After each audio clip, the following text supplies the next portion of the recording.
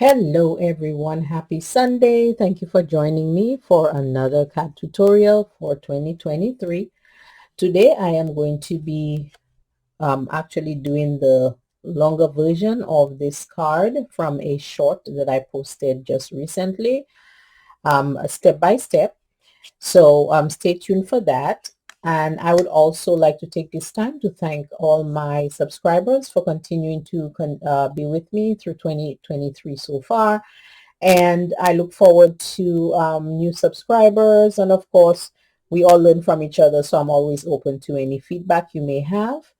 Without further ado, I'm going to go ahead and get started. So I started recording earlier and I ended up having, a mishap. So I had already started with the, getting the letters in there. But basically, this is a piece of cardstock that I had done, was trying to get a word out of, and I used my die cut and got those letters out. So instead of throwing this, I decided to utilize it as to make a background. And it's just going to be randomly placed, over the front of the card. I have a white cardstock, that's 65-pound cardstock. And I don't know if you can see, I've already scored it in the middle because that's where my sentiments will go.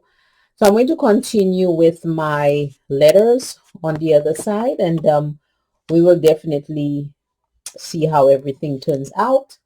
I'm also going to use this piece of paper, another piece of scrap cardstock, so that I will make sure that I'm not crossing over that center part where my sentiment will be.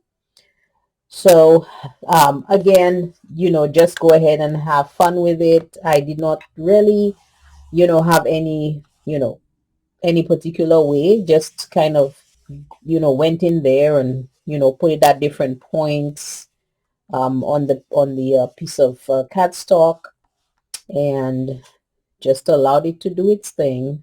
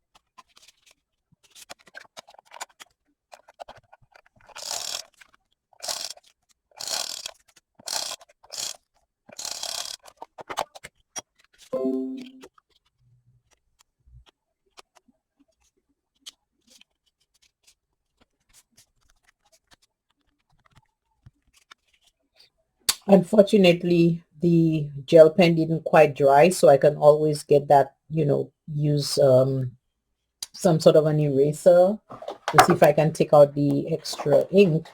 But basically, this is the card. You know, that's the version of this card.